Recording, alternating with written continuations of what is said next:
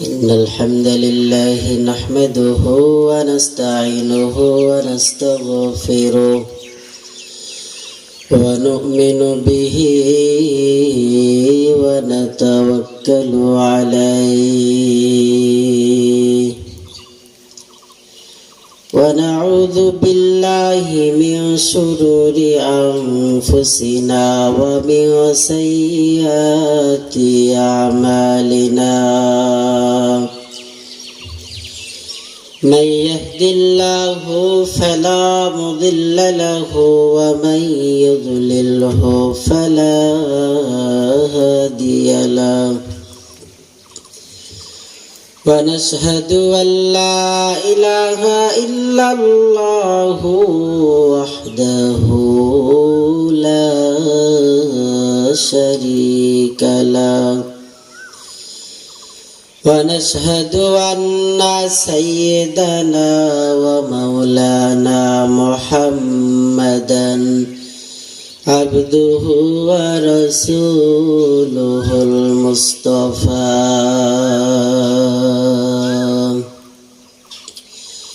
صلى الله تعالى عليه وعلى آله وأصحابه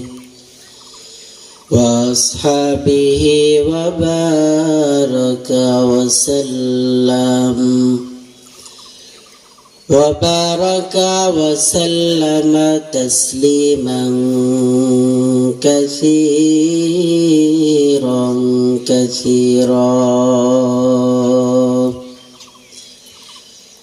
الذي أرسله الله تعالى بالحق بشيرا ونذيرا وداعيا إلى الله بإذنه وسراجا منيرا أما بعد فأعوذ بالله من الشيطان الرجيم بسم الله الرحمن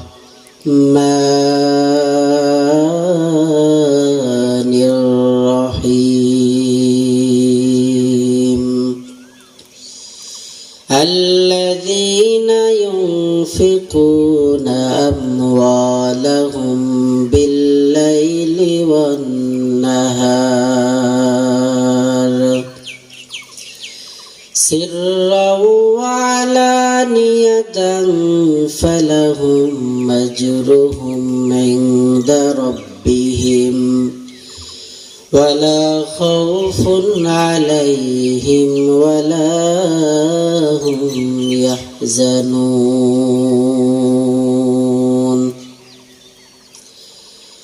وقال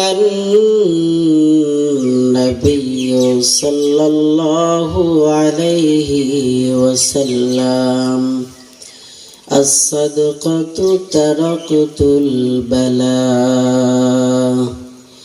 أو كما قال النبي عليه الصلاة والسلام صدق الله المولانا العظيم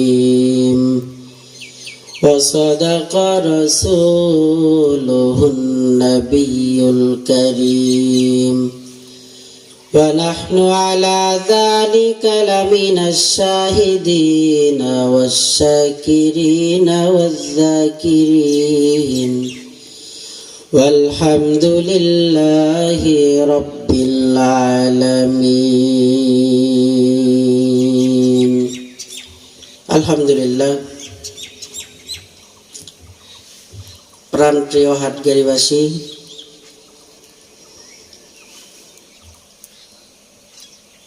আজকে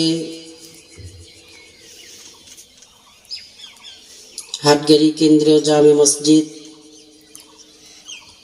কর্তৃক আয়োজিত কোরআন হাদিসের সঠিক জ্ঞান বুঝ ইবাদত বন্দেগী করতে গেলে সবারই প্রয়োজন। মানুষ দুনিয়াতে বেঁচে থাকে আর যে একতলার মালিক সে দুই তলা দেখে বড় আফসোস করতে থাকে। যেই ব্যক্তি 1 বিঘা জমির মালিক সেই ব্যক্তি 2 বিঘা জমিওয়ালাকে দেখে বড় আফসোস করতে থাকে আর বলে যে অমুকের জমি 2 বিঘা আর আমার জমি 1 বিঘা, আমি অমুকের চাইতে একটু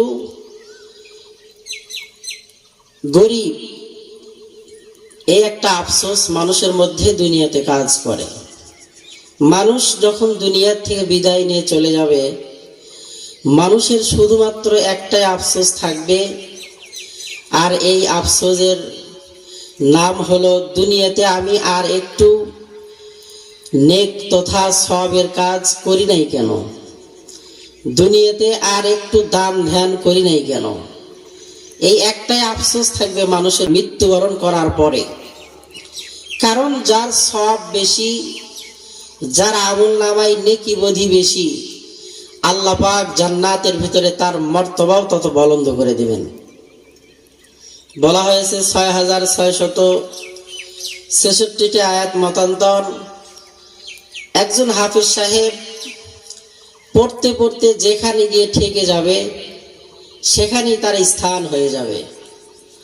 একজন জনসাধারণের আমল যতটুকু, সে ততটুকু পর্যায়ে গিয়েই আটকিয়ে যাবে, উপরের দিকে ওঠার মতো আর সামর্থ্য শক্তি কারো থাকবে না। আপনাদের মা দুনিয়ার থেকে বিদায় নিয়ে চলে গিয়েছে, আপনাদের বাবা দুনিয়ার থেকে বিদায় নিয়ে চলে গিয়েছেন, তারা কবর থেকে আবার আপনার দিকে তাকিয়ে আছেন আর বলছেন, সন্তান আজকে মসজিদের উদ্যোগে মাহফিল, আমি মা আমি বাবা কবরের বাড়িতে চিরতরে ঘুমিয়ে গেছি চির এতিম হয়ে। ওই মসজিদের জন্য, মসজিদের উন্নয়নের জন্য আল্লাহ পাকের ঘর মসজিদে 2-4 টাকা দান করো। আল্লাহ রাব্বুল আলামিন বলেন, আল্লাযীনা ইউনফিকুনা আমওয়ালাহুম বিল-লাইলি ওয়ান-নাহার সিররাও ওয়া আলানিয়াতান ফালাহুম আজরুহুম ইনদা রাব্বিহিম ওয়ালা খাউফুন আলাইহিম ওয়ালা হুম ইয়াহজানুন। আল্লাযীনা ইউনফিকুনা আমওয়ালাহুম বিল-লাইলি ওয়ান-নাহার, ওই সমস্ত ব্যক্তি যারা আমি আল্লাহ তাআলা তাদেরকে যা দিয়েছি সেখান থেকে আল্লাহ পাকের রাস্তায় বিল-লাইলি ওয়ান-নাহার, রাতে অথবা দিনে ব্যয় করে, অর্থাৎ আল্লাহ পাকের রাস্তায় খরচ করে। সিররাও ওয়া আলানিয়াতান ফালাহুম আজরুহুম ইনদা রাব্বিহিম, আল্লাহ পাক বলেন তাদের জন্য আমি রবের নিকট রয়েছে আজরুহুম ইনদা রাব্বিহিম, উত্তম প্রতিদান। এজন্য আল্লাহ পাকের কাছে দানকারীদের জন্য উত্তম প্রতিদান আছে। হযরত দাউদ আলাইহিস সালাম একদিন তার উম্মতদেরকে নিয়ে দ্বীনি মুযাকারা করতেছিলেন। ইতিমধ্যে আজরাইল আলাইহিস সালামের আগমন।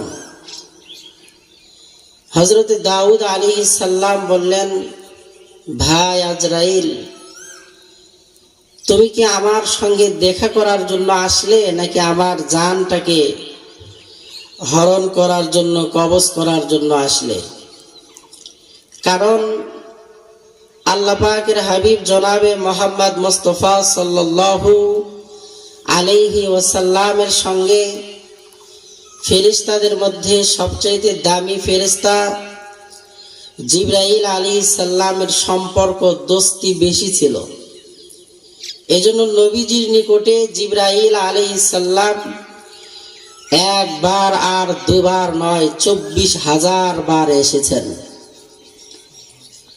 ঠিক তেমনি ভাবে দাউদ আলাইহিস সালামের সঙ্গেও হযরত আজরাইল আলাইহিস সালামের বন্ধুত্ব বড় গাঢ় ছিল।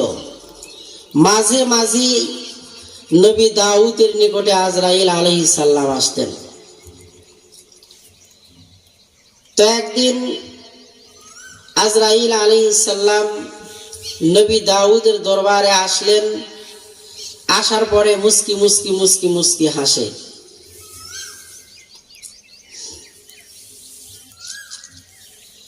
এবার দাউদ আলাইহিস সালাম আজরাইল আলাইহিস সালামকে বললেন, ভাই আজরাইল, আজকে তুমি মুস্কি মুস্কি হাসো, এর পেছনে কারণটা কি? আজরাইল আলাইহিস সালাম এবার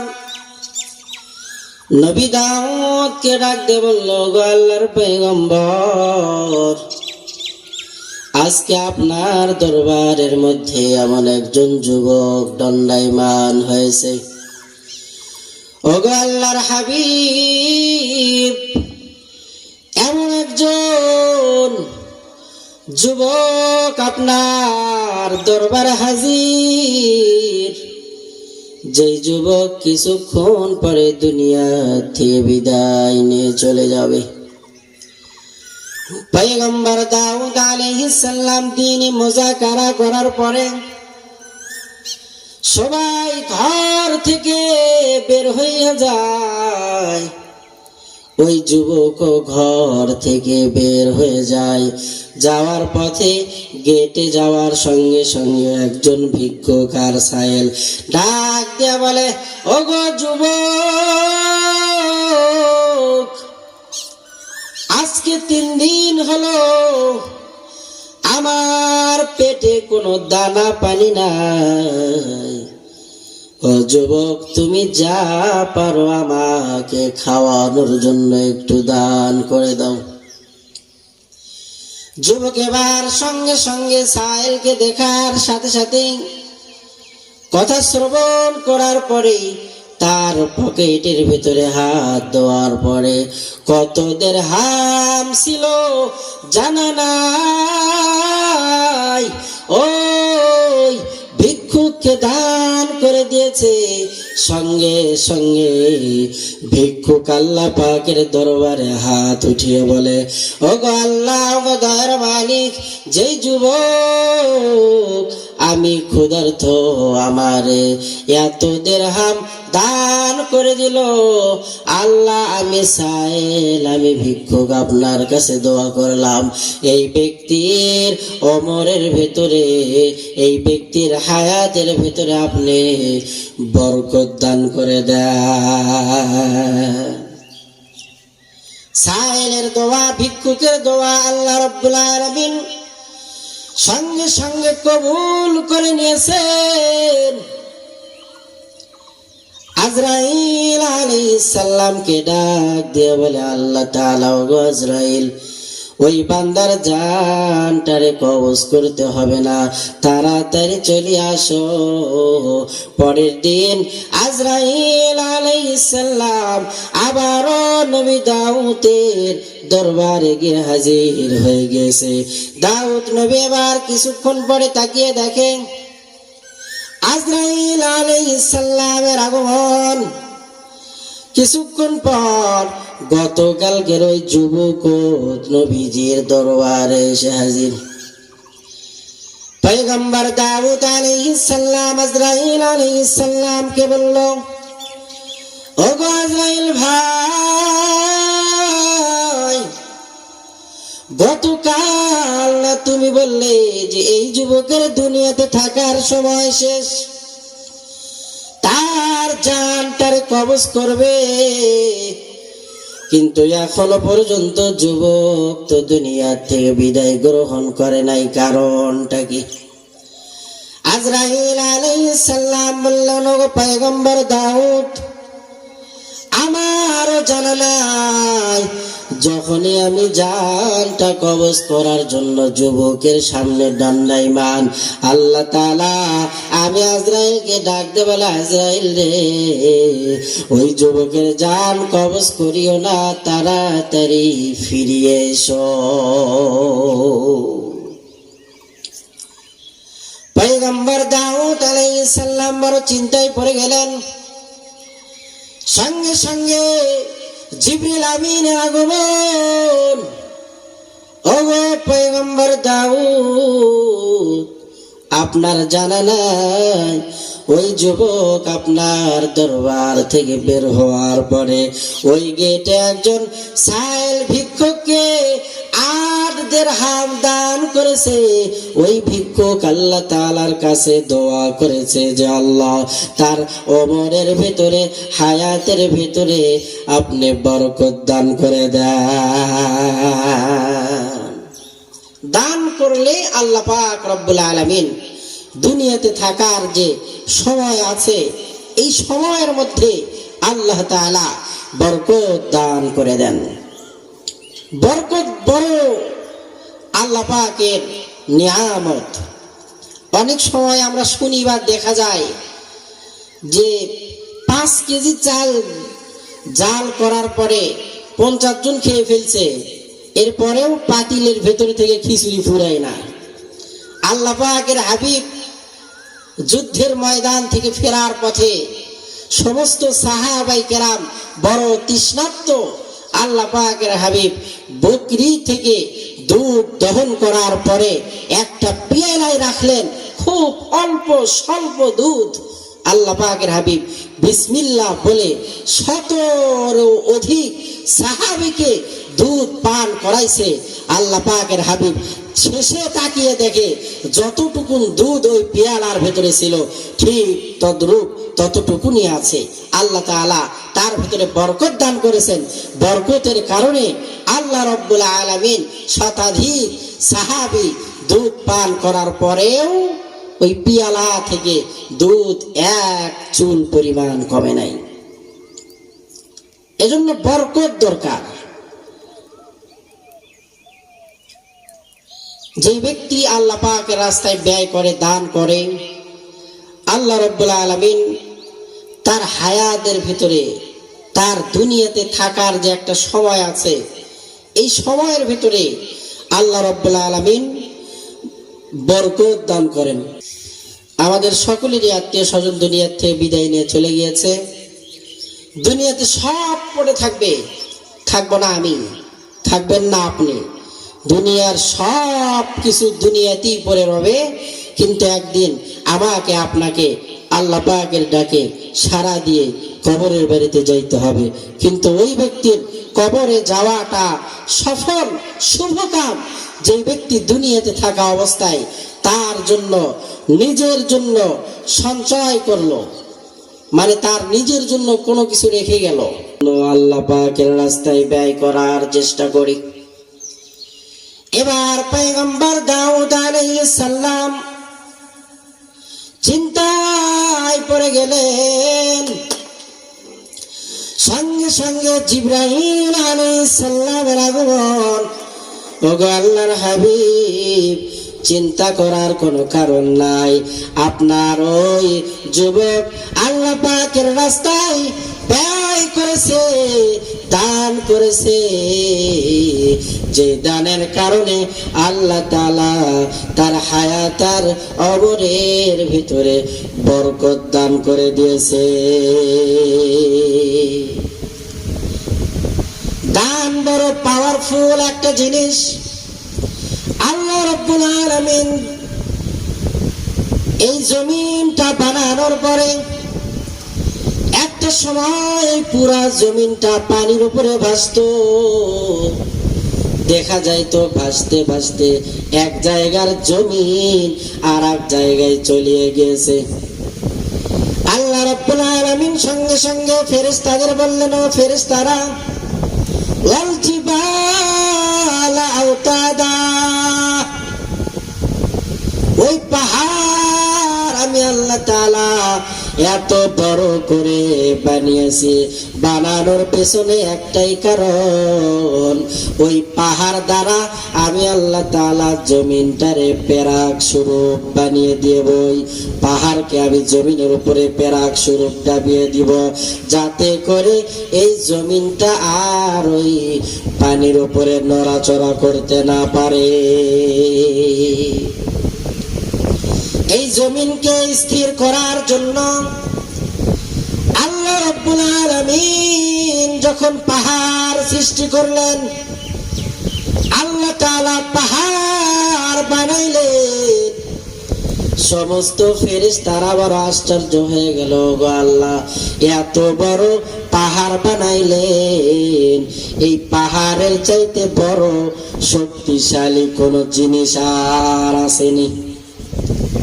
জমিনকে স্থির করার জন্য, জমিনকে স্থির রাখার জন্য পেরাক স্বরূপ আপনি পাহাড় বানালেন। অবশ্যই পাহাড় বড় শক্তিশালী, তা না হলে জমিনকে কেমনে স্থির রাখবে? আল্লাহ তাআলা জানিয়ে দিলেন, ও ফেরেশতারা, আমি আল্লাহ তাআলা পাহাড়ের চাইতে বড় শক্তিশালী করে লোহা বানিয়েছি।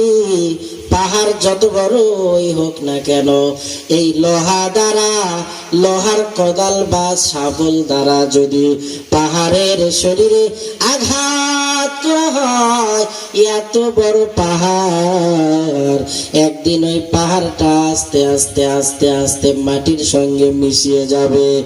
এই জন্য আমি আল্লাহ তাআলা ওই পাহাড়ের চাইতে বড় শক্তিশালী করে লোহাকে বানিয়েছি। ফেরেশতারা এবার আশ্চর্যান্বিত হয়ে গেলেন। এ দুনিয়ায় রব না চিরকাল, একদিন ভাঙবে রে বাজার। ও হাটকের এলাকার মা বোন, এ দুনিয়ায় রব না চিরকাল, একদিন ভাঙবে রে বাজার। দুনিয়ার সব কিছু ধ্বংস হয়ে গেলেও এই মসজিদ ধ্বংস হবে না। ইসরাফিল আলাইহিস সালাম যেদিন সিংহায় ফুৎকার দিবে,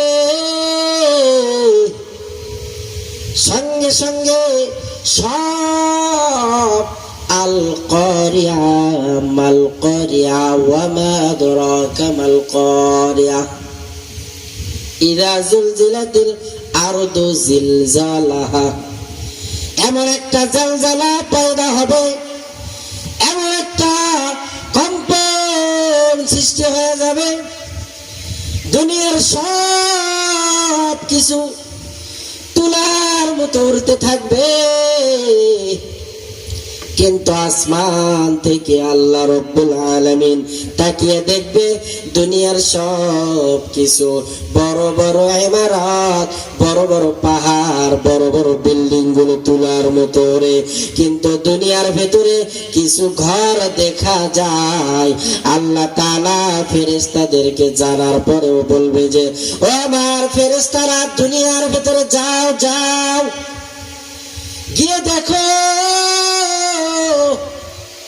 ওই যে ছোট ছোট ঘর দেখা যায়, ওই ঘরগুলো কিসের? ফেরেশতারা, আল্লাহ তাআলা ফেরেশতা পাঠানোর পেছনে কারণ হলো আল্লাহ তাআলা জানিয়ে দিতে চান আমি আল্লাহ তাআলার কুদরত হইল বড় কুদরত। দুনিয়ার সব কিছু ধ্বংস হয়ে যায় রে, কিন্তু আমি রবের ঘর ধ্বংস হয় না। ফেরেশতারা জমিনে যা, গিয়া আমি রবের কুদরতের নিদর্শনগুলো তাকিয়ে তাকিয়ে দেখো। কাদের কুদরতুদারি বার কামাল, আতা রব্বি আতা হাসবি জুল জালাল। কাদের কুদরতুদারি বার কামাল, আতা রব্বি আতা হাসবি জুল জালাল। তুহি কাদের জলিলুল্লাহ জাহাদান বাহার কারে, তুহি মেরা নিগাহবান। আমার ভাইরা, দিলের কানটা লাগায় শোনেন, আল্লাহ পাকের বড় কুদরত। আল্লাহ তাআলা দুনিয়ার সব কিছুকে তুলার মতো উড়াইতেছে। বলতেছিলাম আল্লাহ রাব্বুল আলামিন কিয়ামতের দিন সব ধ্বংস করে দিবেন, কিন্তু মসজিদ ধ্বংস হবে না। ফেরেশতারা এসে বলবে, মসজিদ তোমার ধ্বংস না হওয়ার পেছনে কারণটা কি? আল্লাহর কুদরতে প্রত্যেকটা মসজিদের জবান খুলে যাবে, আর ডাক দিয়ে বলবে, ও ফেরেশতার দল, আল্লাহ তাআলারে বলো বলো, যেই সমস্ত ব্যক্তিগুলো আমি মসজিদের জন্য দান করেছে, যেই সমস্ত ব্যক্তিগুলো আমি মসজিদের জন্য নিজের শরীরের ঘাম ঝরানো টাকা দিয়ে আমি মসজিদকে সৌন্দর্য মণ্ডিত করেছে, দুনিয়াতে কাউরে 10 টাকা দিলে, মেয়ের জামা কিনে দিলে, মেয়ের সাজসজ্জা করানোর জন্য টাকা দিলে, ঈদের মার্কেট করে দিলে, মেয়ে বড় খুশি হয়ে যায়। বাড়িতে গিয়ে দাঁড়ানোর সঙ্গে সঙ্গে মেয়ে আগে একবার ডাকতো বাবা, কিন্তু ঈদের ভেতর যখন জামা নিয়ে মেয়ের সামনে দাঁড়ায়, মেয়ে বার বার ডাক দিয়ে বলে, আব্বু আমার জন্য বুঝি জামা এনেছেন? মেয়ে বারবার বাবারে আব্বু বলে ডাক দেয়, কারণ তার অন্তরটা বড় খুশি, ওই মসজিদ বড় খুশি হইয়া যাবে। আর ডাক দিয়ে বলবে, যারা আমি মসজিদকে সুসজ্জিত করেছে, যারা আমি মসজিদকে সৌন্দর্যমণ্ডিত করেছে, ওই কিয়ামতের ময়দানে সব যখন ধ্বংস হয়ে যাবে, ওই মসজিদ আল্লাহ তাআলার কাছে ফরিয়াদ করবে আর বলবে, যারা আমি মসজিদের সঙ্গে তাল্লুক আর সম্পর্ক করেছে, ও আল্লাহ, আমি এই মসজিদের ভিতরে ওই দান করনেওয়ালা, ওই সিজদা দেনেওয়ালা, ওই রুকু দেনেওয়ালা, আমি মসজিদকে সময় দেনেওয়ালা ব্যক্তিকে যতক্ষণ পর্যন্ত আমি মসজিদের ভিতরে দাখিল না করাবেন, ও গো আল্লাহ, হাসরের ময়দান কায়েম হয়ে যাবে, আমি মসজিদ কোনোদিন ধ্বংস হব না। আল্লাহ তাআলা ডাক দিয়ে বলবো, মসজিদ কি চাও? মসজিদের জবান তো খুলে দিয়েছে আল্লাহ, ডাক দিয়ে বলবে, কিছু চাই না, আমাকে যারা সুসজ্জিত করেছে, আমার ভেতরে যারা সেজদা করেছে, ওই রাতে ওর অন্ধকারে হুজুর যখন ফজরের আজান দিয়েছে, ওই আরামের বিছানাকে হারাম করিয়া মসজিদে এসে সেজদায় লুটিয়ে পড়েছে, তাড়াতাড়ি ওই বান্দারে আমি মসজিদের ভেতরে দাখিল করিয়ে দেন, না হলে আমি মসজিদ কখনো ধ্বংস হব না। লিল্লাহি তাকবীর। আহারে, এই সন্তানের জন্য দোয়া হয়, আর একজন যে দান করে তার পরিবারের জন্য দোয়া হয়। ওই কবর থেকে আমার আপনার মা, আমার আপনার বাবা ডাক দিয়ে বলে, ওগো সন্তান, ওই সন্তান তার মা বাবার জন্য সব রেসানি করতে পারলো, তুমি আমার কেমন সন্তান যে আমি মা অন্ধকার কবরের বাড়িতে, ও সন্তান আমি বাবা ওই অন্ধকার কবরের বাড়িতে দুনিয়ার সব কিছু তোমার জন্যই রেখে আসছি, আমি এত বড় এত কিছু আমি কুরবানি করলাম, আমি ওই মা ওই বাবা অন্ধকার কবরের বাড়িতে, ও সন্তান তাড়াতাড়ি যাও রে, আল্লাহর ঘর মসজিদের জন্য দান করো। এজন্য ও হাটকের এলাকার মা ও বোন ও ভাই, সকলের আত্মীয় স্বজন কবরে গেছে, যে যা পারি আল্লাহর ঘর মসজিদের জন্য দান করার চেষ্টা করি। মসজিদ ওই কিয়ামতের ময়দানে ধ্বংস হবে না। আল্লাহ তাআলা এবার মসজিদকে ওয়াদা দেন, ওগো মসজিদ, আমি আল্লাহ তাআলা আমারই ঘর, তুমি তোমার সমস্ত আরজি কবুল। আল্লাহ তাআলা জানিয়ে দিবেন, ও মসজিদ কি চাও? মসজিদ ডাক দিয়ে বলবে, কিছু চাই না, যারা আমি মসজিদ রে আবাদ করেছে তাদেরকেই চাই। যুবককে যদি বলা হয়, যুবক কি চাও? কিছুই চাই না, একটা আইফোন চাই আর বাইক চাই আর একটা বিবি চাই। মসজিদ ডাক দেয় বলবে কাউরে চাই না, আইফোনও দরকার নাই, বাইকও দরকার নাই, বিবিও দরকার নাই, আমার দরকার আমার প্রাণের মানুষ যারা আমি মসজিদকে সেজদা করেছে। মসজিদের জবান খুলে যাবে আর ডাক দেয় বলবে মালিক আমারে যদি খুশি করতে চান কোনো কিছু দিয়ে আমারে খুশি করাইতে পারবেন না যতক্ষণ না পর্যন্ত আমার মসজিদের হিতাকাঙ্ক্ষী যারা আছে তারা আমি মসজিদের ভেতরে না দিবেন। জুনায়েদ হাবিব আল্লাহ তাআলা কিছু টাকা দান করেছে, আপনি দান কবুল করে নেন। রুমি আল্লাহ কিছু টাকা দান করেছে, আল্লাহ আপনি দান কবুল করে নেন। তোমার নাম কি? নুসরাত জাহান ফারিহা। আল্লাহ তাআলা এত সুন্দর একটা নাম বললো, এমন চেতনাওয়ালা নারী তো আমরা দেখতে চাই, কথা বলেন ঠিক কিনা? সন্তান রে এপাশে পালসার কিনে দিলে বড় খুশি হয়, আর 15 দিলে তো আরো খুশি। বাবারে সেকেন্ডে 2-3 বার আব্বা বলে ডাক দেয়, শ্বশুর আব্বাকেও কিন্তু ডাক দেয়, কথা বল ঠিক কিনা?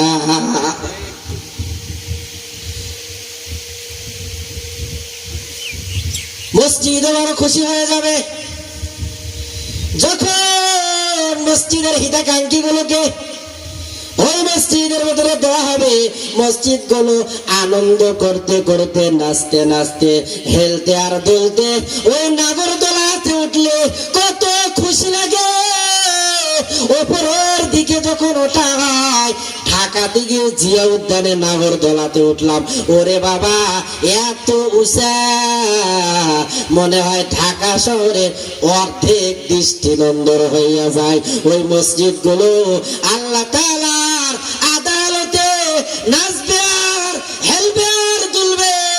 যারা মসজিদের হিতাকাঙ্ক্ষী তারা হাসতে হাসতে আল্লাহ পাকের জান্নাতে দাখিল হয়ে যাবে। নারায়ে তাকবীর। এজন্য মসজিদের প্রতি আমাদের সহানুভূতি ভালোবাসা প্রকাশের দরকার আছে না নাই? আল্লাহ তাআলা জান্নাতের আলা মাকাম নসিব করে দেন, জান্নাতের ভেতরে মর্তবা আপনি বুলন্দ করে দেন। এ দুনিয়ায় রবনা চিরকাল, একদিন ভাইরে বাজার। সব পরে যাবে দুনিয়ায়, আমি আপনি একদিন বিদায় নিয়ে চলে যাব, মসজিদের মাইকে এলান হয়ে যাবে। এজন্য বলি সোজা হওয়ার আগে এখনই নিজেকে সোজা করে নেন, তথা ইসলাম অনুযায়ী নিজের জীবনটারে পরিচালনা করেন। অনেকের মা বাবা দুনিয়া থেকে বিদায় নিয়ে চলে গেছে।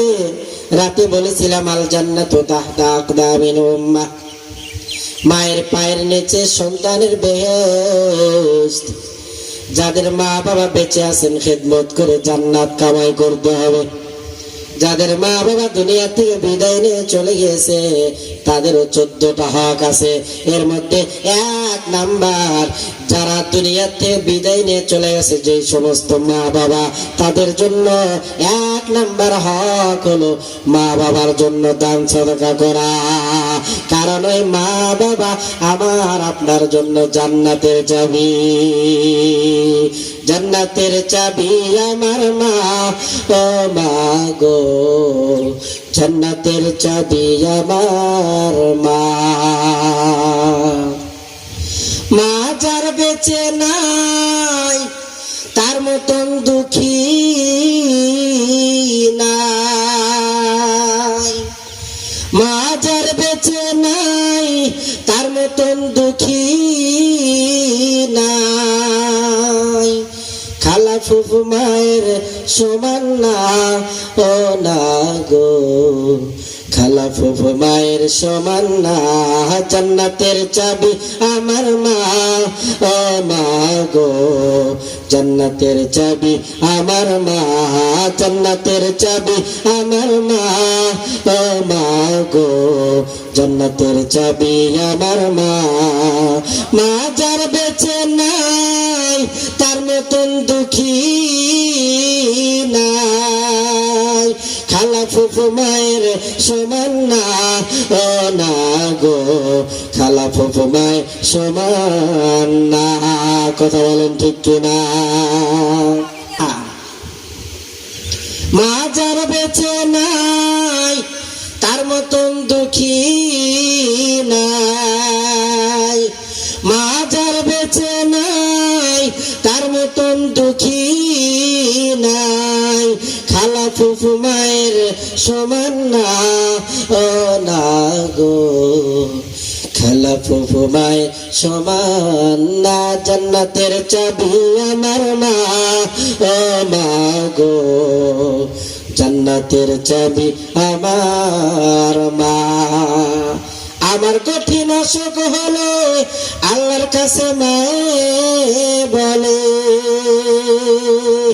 আমার কঠিন অসুখ হলে আল্লাহর কাছে মায়ে বলে, আমায় তুমি লইয়া যাও গো সন্তান নিয়ে না। জান্নাতের চাবি আমার মা, ও মা গো জান্নাতের চাবি আমার মা, জান্নাতের চাবি আমার মা, ও মা গো জান্নাতের চাবি আমার মা।